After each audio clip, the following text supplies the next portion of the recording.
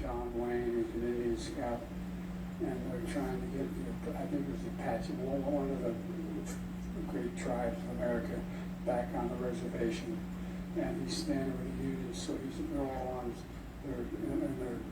their horses and their saddles, and there's 3 or 4 Indians in headdresses, and the Union soldiers. The Union soldiers basically saying, the Indians, come with me, we'll take care of you, everything will be good. And the Indian looks at John Wayne and points to the Union soldier and says, he's a lion, dog-faced pony soldier. Well, there's a lot of lion, dog-faced pony soldiers out there about global warming, but not anymore. Oh my word. I can't count the times that Biden has been told that he has the movie and the phrase wrong. It's basically a mishmash from the John Wayne movie and the Tyrone Power Slick. Come on, man. But the press, well, they just let him ramble on. So we know that this guy, who can't get a movie reference right, didn't greenlight that series of summertime trips that all the Biden cabinet officials made to China. Now recall, Kerry, Blinken, Yellen, and Gina Raimondo all went to suck up to President Xi. All got cold water thrown in their faces.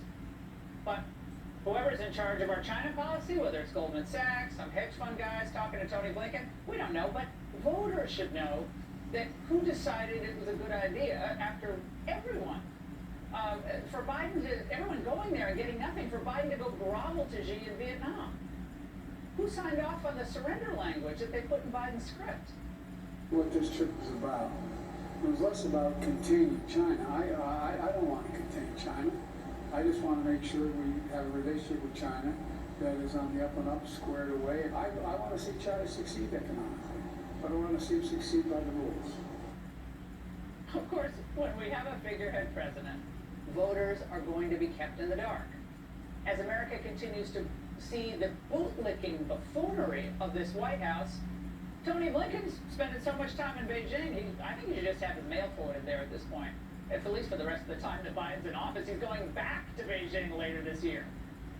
The voters may believe that the current dynamic, this White House is functioning as a nursing home, it's going to begin and end with Biden, right?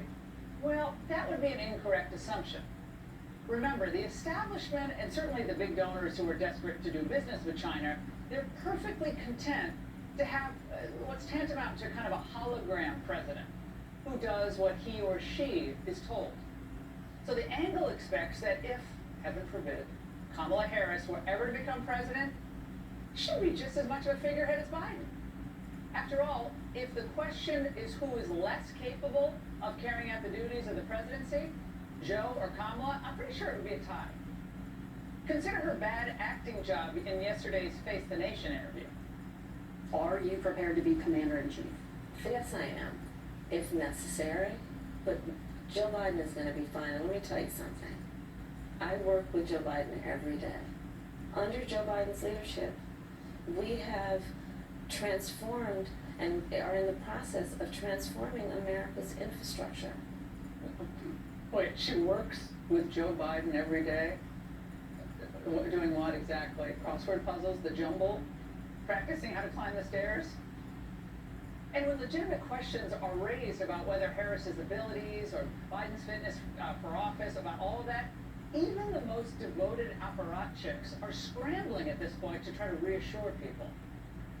Why is Kamala so dangerous? That's kind of offensive to me. And the other thing is, she's unprepared. The woman is ready to lead if she needs to lead. But I don't think Joe Biden's going anywhere because I see him on his bike in Delaware. I can't bike that much. And I mean, he's fit.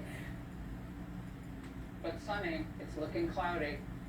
According to a new CBS YouGov poll, a significant segment of Democrat voters are both angrier and less enthusiastic with Harris on the ticket.